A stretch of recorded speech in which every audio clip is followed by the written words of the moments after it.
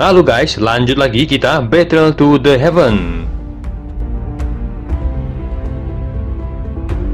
Dalam perjalanan, Zheng Zhen menyamar sebagai pejabat tinggi, sementara Fan Tian dan kelompoknya menyamar menjadi orang lain.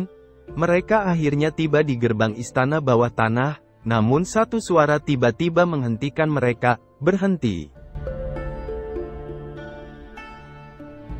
Zhen Zhen dan lainnya sedikit terkejut saat mendengar seseorang menghentikan mereka, namun Zhen Zhen tak asing dengan suara itu. Orang itu adalah Jenderal Feng, salah satu penjaga yang ditugaskan oleh Raja Xuanling untuk menjaga istana bawah tanah. "Ada apa Jenderal Feng? Mengapa harus menghentikan kami?" kata Zhen Zhen melihat ke arah Jenderal Feng sambil tersenyum. "Oh, ini ternyata Tuan Zhen," kata Jenderal Feng tersenyum. Keseriusan di wajahnya juga langsung menghilang.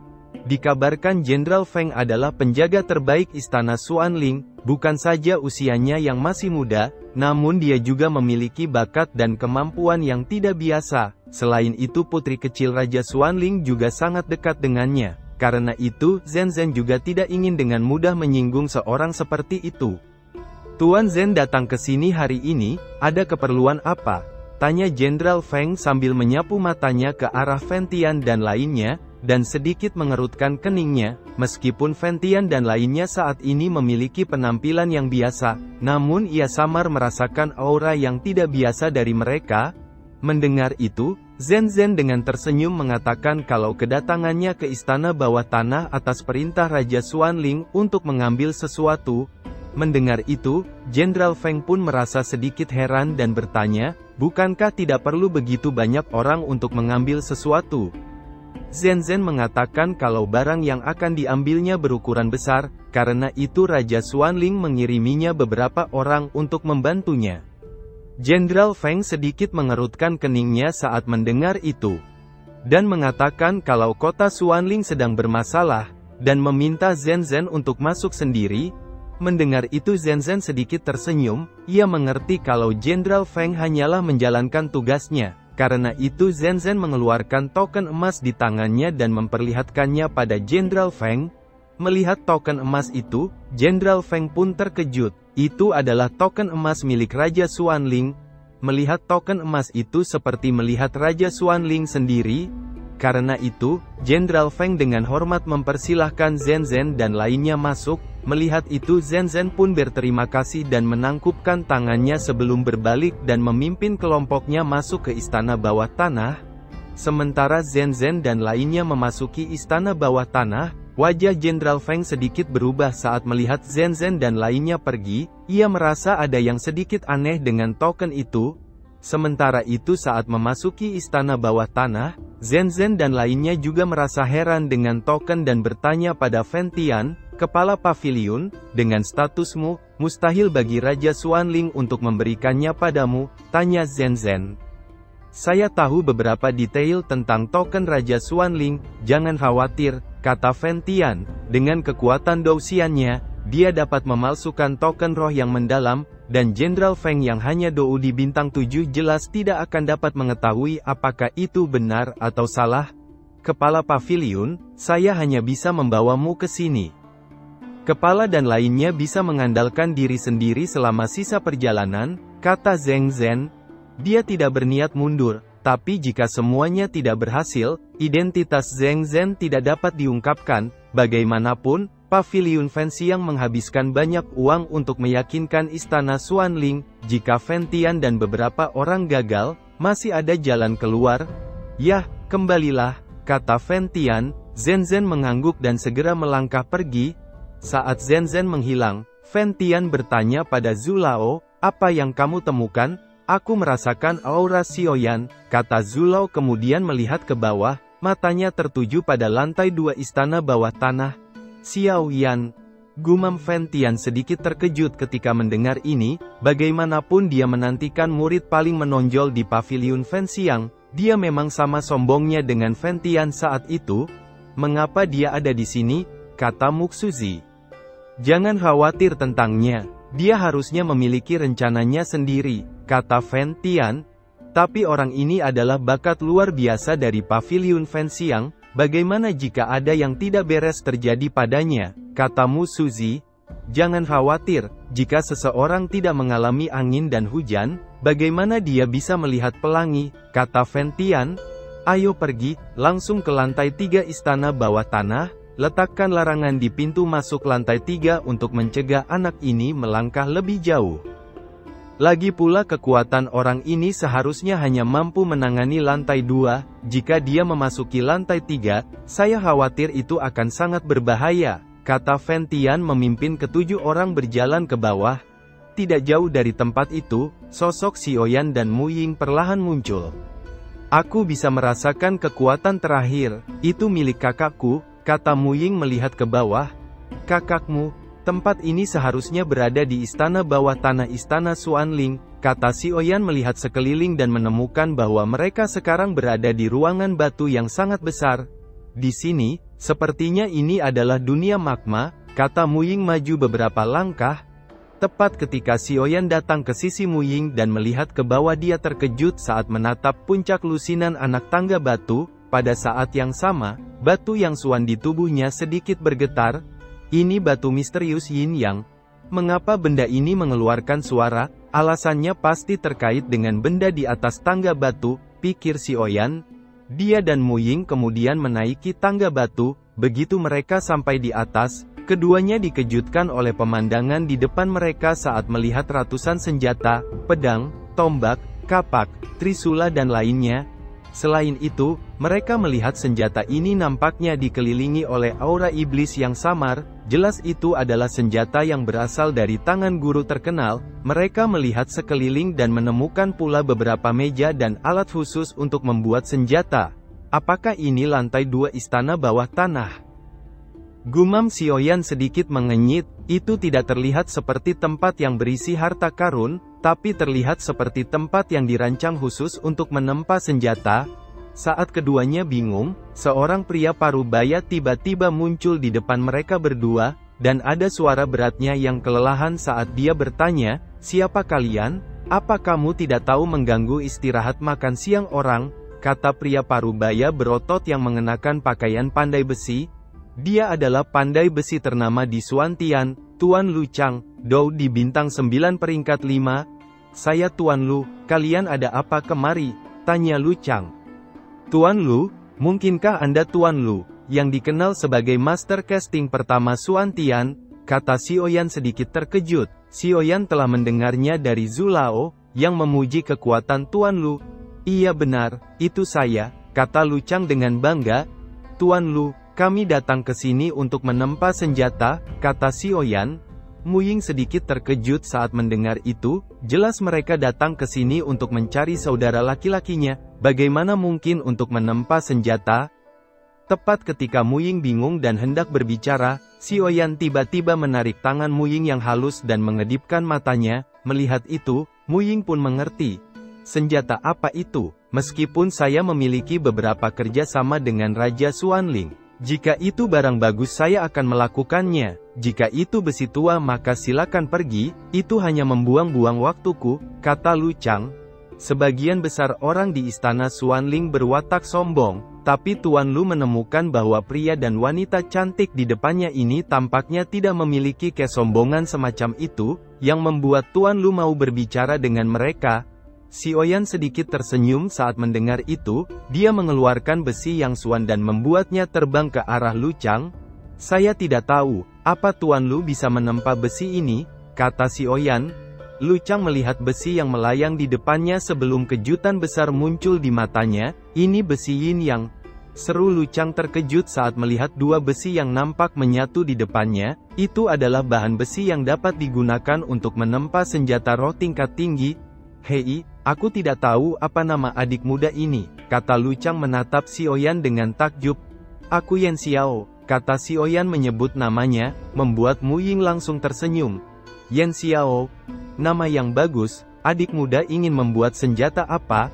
tanya Lu Chang tersenyum. "Mu Ying keluarkan pedang itu," kata Xiaoyan. Mu Ying perlahan mengangguk dan melambaikan tangannya, dan pedang merah muncul di tangannya. "Tuan Lu, saya ingin menempa pedang ini," kata Xiaoyan memberikan pedangnya.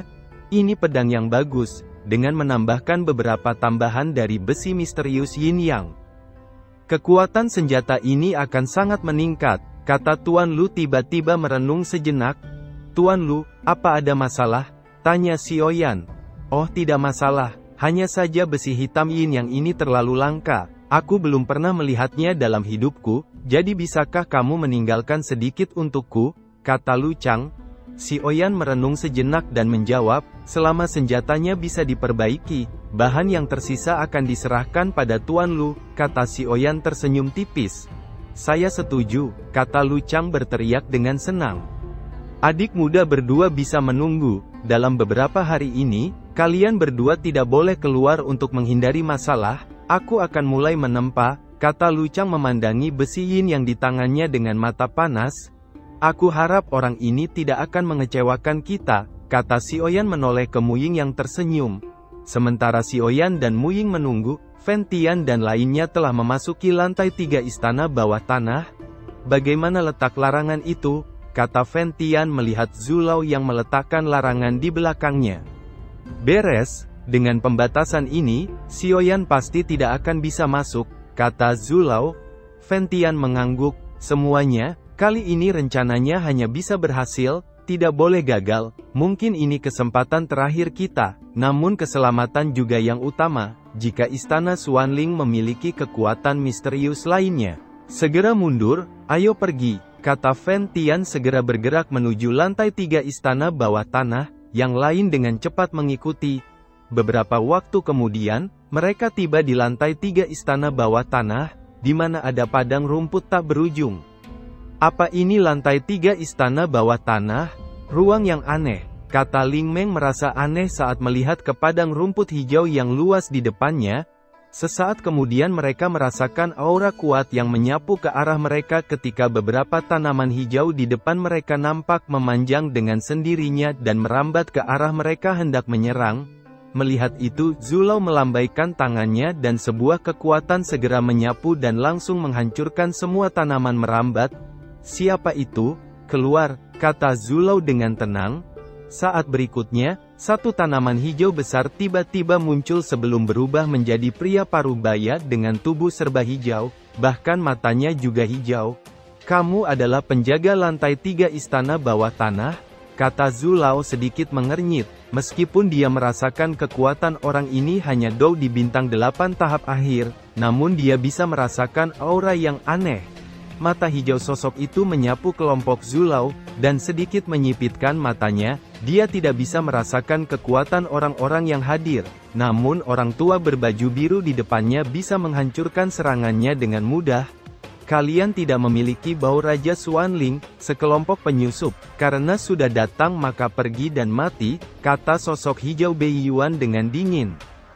Doci melonjak di tubuhnya menyebabkan ruang sekitarnya nampak berfluktuasi ketika satu akar raksasa keluar dari dalam tanah membawa angin kencang saat dengan keras menerjang ke arah kelompok Zulao. Melihat itu Zulao sedikit mengernyit, segel di tangannya berubah dan ruang di depannya berfluktuasi ketika naga petir muncul dari udara sebelum dengan cepat melesat dan menghantam akar raksasa hingga hancur. Kejutan melonjak di mata Bei Yuan saat melihat seorang Bansian. Seru Bei Yuan terkejut, tubuhnya berbalik dan segera melarikan diri. Kemana harus lari? Kata Zulao dengan senyum tipis muncul di wajahnya saat melihat Bei Yuan melarikan diri. Sebagai seorang master formasi, segel di tangannya segera berubah dan ruang di sekitar Bei Yuan nampak berubah ketika banyak petir sekejap muncul di sekitarnya sebelum berubah menjadi penjara petir yang mengelilingi Bei Yuan di dalamnya. Bei Yuan mendengus dingin saat melihat itu, dia segera mengayunkan kedua tangannya dan beberapa akar besar segera muncul dari dalam tanah dan menghantam penjata petir dari segala arah. Namun sekuat apapun akar itu menghantam, itu tidak bisa menghancurkan penjara petir yang hanya bergetar. Bajingan, gumam Bei Yuan dengan geram. Berada di sana dengan patuh, kami datang kali ini bukan untukmu, jadi kami tidak akan menyakitimu, kata Zulao. Apa yang akan kamu lakukan di istana bawah tanah? Kata Bei Yuan dengan dingin. Kami di sini hanya untuk menemukan seseorang. Apa kamu kenal Yanqi? Tanya Zulao. Saya tidak tahu, kamu melakukan kesalahan. Raja Xuanling tidak akan tinggal diam, kata Bei Yuan memelototin Zulao. Seperti yang kuduga, kamu tidak tahu, kata Zulao menggelengkan kepalanya, sebelum melambaikan tangannya dan penjara petir bersama Bei Yuan sekejap menghilang. Sudah beres, ayo pergi ke lantai 4 istana bawah tanah, kata Zulao melihat ke arah Fen Tian dan lainnya. Fen Tian sedikit tersenyum dan mengangguk sebelum memimpin ke depan, yang lain mengikuti di belakang. Sementara itu, Lu Chang akhirnya berhasil menempah pedang. Anehnya pedang itu tiba-tiba melayang dan terbang ke arah Mu Ying. Kejutan melonjak di mata Mu Ying saat melihat itu. Ini, gumam Mu Ying dengan heran saat melihat pedang merah yang melayang di depannya seolah berbicara dengannya. Gadis muda, kamu sangat beruntung, kamu telah dikenali oleh pedang itu, kata Lu Chang tertawa. Dengan pedang itu, kekuatanmu juga akan meningkat. Sekarang beri nama pedang itu, kata si Oyan tersenyum tipis. Aku akan memberinya nama, Salju Beku, kata Mu Ying tersenyum manis. Bagus, nama yang bagus, kata Lu Chang tertawa. Sudah beres, Tuan Lu, kami pergi dulu, kata si Oyan menangkupkan tangannya. Lu Chang hanya melambaikan tangannya saat mendengar itu. Saat ini dia hanya melihat besi yin yang di tangannya dengan tatapan gila seolah tidak memperdulikan sekelilingnya. Si Oyan hanya menggelengkan kepalanya saat melihat itu. Ayo pergi, kata si Oyan segera menghilang bersama Mu Ying menuju lantai 3 istana bawah tanah. Sementara itu kelompok Fen Tian tiba di lantai 4 istana bawah tanah, dan Ling Meng tiba-tiba merasakan sesuatu. Apa sebenarnya yang ada di lantai 4 istana bawah tanah ini? Bagaimana bisa ada perasaan yang akrab bagiku, kata Ling Meng merasa curiga. Pada saat ini jantungnya berdetak kencang. Ling Meng, ada apa denganmu? Tanya Fen Tian, orang pertama yang menyadari keterkejutan Ling Meng. Aku tidak tahu mengapa, tapi lantai 4 ini memberiku perasaan yang akrab, kata Ling Meng mengerutkan keningnya dan menatap lantai 4 istana bawah tanah. Perasaan yang akrab bagimu? Ayo kita ke sana, kata Fen Tian segera memimpin. Mereka akhirnya tiba di satu tempat, dan apa yang muncul di depan semua orang adalah sungai besar. Di tengahnya ada air terjun besar aneh yang bentuknya seperti teluk memanjang dan berkelok. Aura itu memberi perasaan hanya berdiri di samping bisa membuat orang bergidik. Air terjun itu benar-benar misterius, kata Zulao sedikit mengernyit ketika melihat pemandangan air terjun aneh di depannya. Di saat yang sama, beberapa suara samar dari dasar sungai tiba-tiba terdengar. Ada yang datang, di mana sang putri sekarang? Cepat bawa dia, kata satu sosok. Aku tidak menyangka rajaku telah menyembunyikan putri Xuan Muking begitu dalam, namun masih ditemukan oleh bajingan sialan itu. Ling Meng, kata sosok itu. Di antara 7 orang ini, beberapa dari mereka terlalu menakutkan, dan aku khawatir bukan lawannya, kata sosok lainnya diam-diam langsung pergi ke dalam air terjun. Apakah itu ilusi? Sungai sedikit bergerak, gumam Ling Meng meliriknya dengan samar, dan tidak terlalu memperhatikannya setelah dia tidak melihat ada yang salah. Seharusnya ada sesuatu di air terjun yang mengalir ke sungai. Mata Fen Tian sangat tajam, dan sekilas memperhatikan bahwa sepertinya ada sesuatu di balik air terjun yang mengalir ke sungai. Di mana sumber nafas itu? Pikir Ling Meng menyapu matanya ke air terjun. Dia tidak tahu di balik air terjun besar yang aneh ada ruangan besar. Di dalamnya, ada seorang wanita mengenakan pakaian yang dibungkus dengan benang emas. Dia jelas bukan wanita biasa, dan sedang duduk dengan tatapannya yang kosong. Sesaat kemudian, satu suara terdengar, "Putri, waktunya minum obat," kata seorang gadis pelayan yang muncul dari luar sambil membawa teh obat. "Saya tidak sakit, aku tidak mau memakannya," kata Xuan Muking dengan marah. Sesaat kemudian satu pria masuk, dan pelayan itu memberi hormat dan segera keluar. "Putri, mengapa kamu tidak minum obatnya?" kata Xuan Yun. "Penyakitku semua disebabkan olehnya. Jika kamu ingin menyembuhkan penyakitku, biarkan aku pergi dan bertemu dia," kata Xuanmu.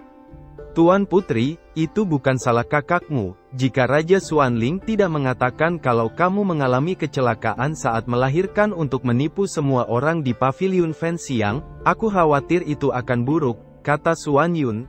Tapi, betapa patah hati dia ketika mendengar berita kematianku, kata Xuan Mu. Sosok itu adalah Ling Meng dari Paviliun Fanxiang. Ling Meng tidak berada di sisi Xuan Mu King ketika dia melahirkan Ling Xuan. Putri, Raja Xuan Ling ingin bertemu denganmu, kata Xuan Yun. Mengapa dia mencariku? Kata Xuan Mu sedikit terkejut. Aku juga tidak tahu, tapi itu seharusnya berhubungan dengan kutukan darah di tubuhmu, kata Xuan Yun. Ayo pergi, kata Xuan Mu berdiri dan segera pergi. Xuan Yun dengan cepat mengikuti. Sementara Xuan Mu menuju pintu keluar air terjun, Fen Tian dan lainnya melayang di atas air terjun di kejauhan untuk mencoba menemukan pintu masuk air terjun. Biarkan aku turun dan memeriksanya, kata Ling Meng. Tubuhnya segera menjadi cahaya saat melesat ke air terjun di kejauhan. Kejutan melintas di matanya saat melihat sebuah penghalang yang berada di depan air terjun. Pantas saja susah menemukan jalan masuknya, sebenarnya karena penghalang ini, pikir Ling Meng sedikit mengernyit. Dia mengayunkan tangannya dan sebuah telapak tangan besar segera meluncur ke arah penghalang. Namun sebelum telapak tangan itu menghantam penghalang, ruang di depan penghalang berfluktuasi ketika air terjun di bawah tiba-tiba bergolak sebelum akhirnya berubah menjadi tinju air raksasa dan menghancurkan telapak tangan Ling Meng. Kejutan melonjak di mata Ling Meng saat melihat itu, sepertinya ada yang mengendalikan air terjun ini, pikir Ling Meng sedikit mengernyit. Benar saja apa yang dipikirkan Ling Meng, seseorang bernama Xuan Yin, Doudi Bintang 9, saat ini sedang duduk bersila dan melayang di belakang air terjun dengan segel di tangannya yang berubah saat dengan dingin menatap Ling Meng yang melayang di depan air terjun.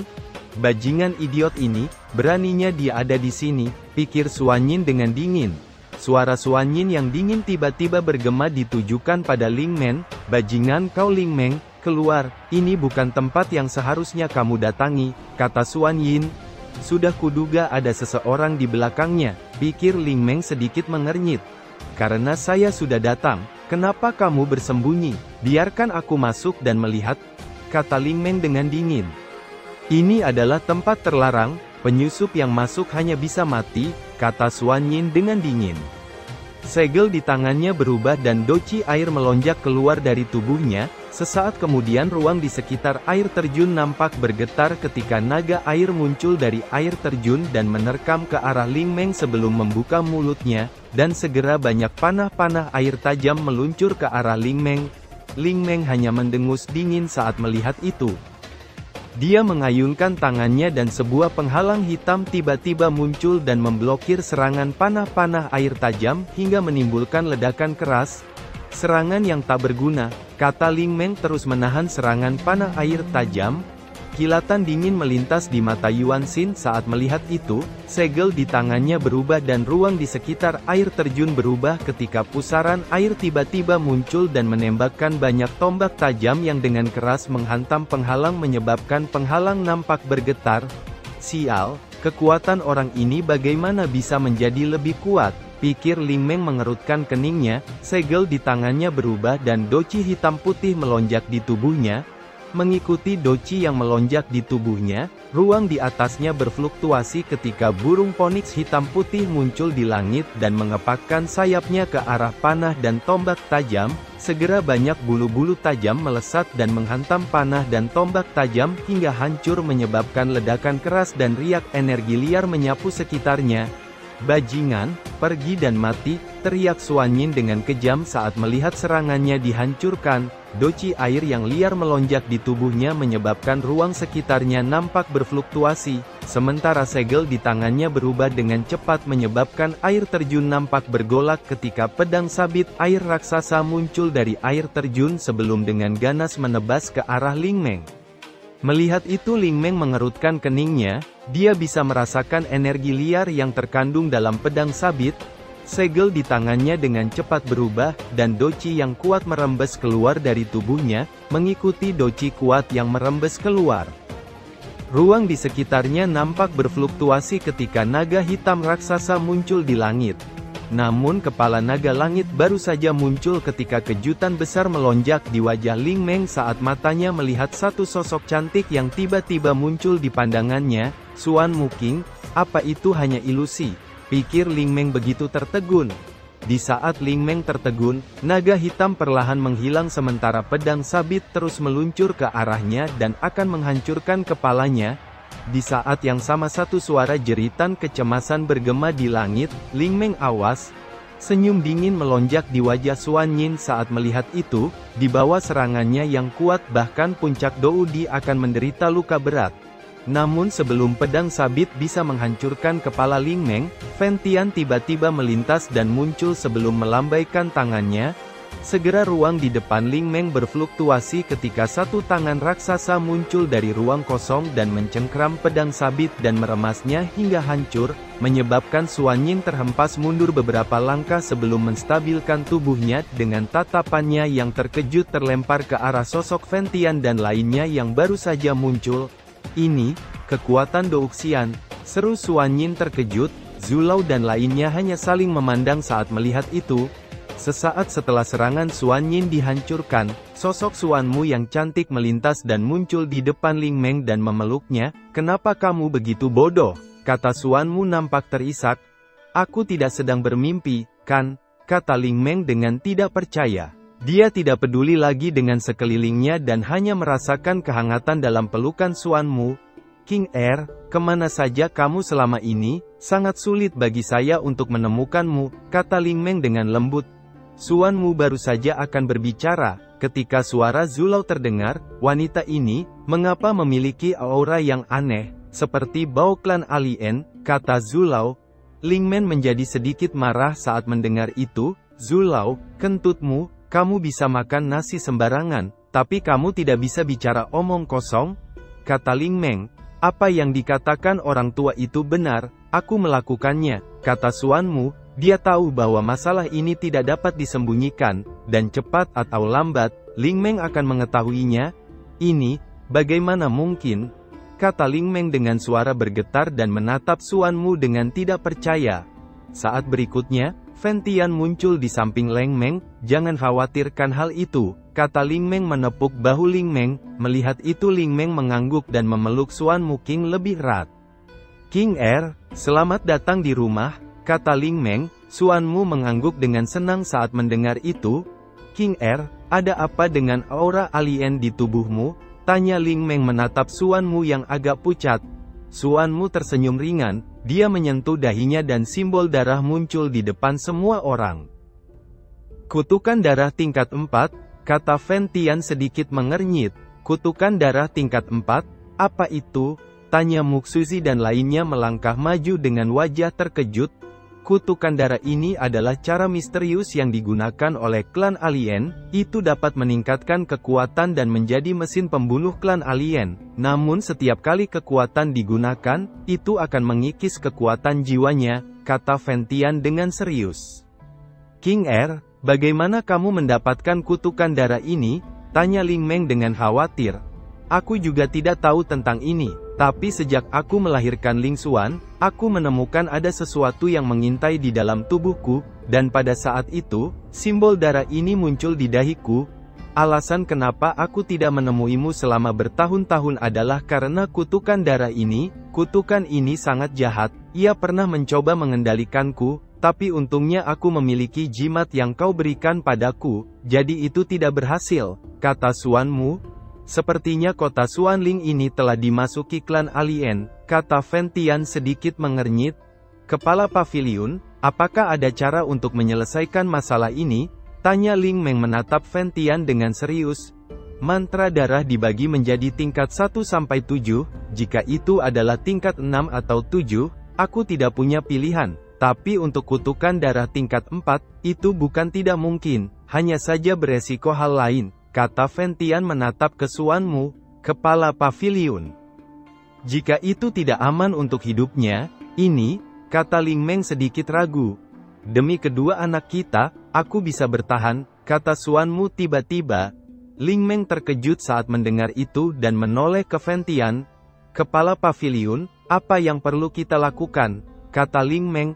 "Keluarkan kutukan darah di tubuhmu, serahkan sisanya pada kami," kata Fan Tian menatap Xuan Mu dengan wajah nampak serius.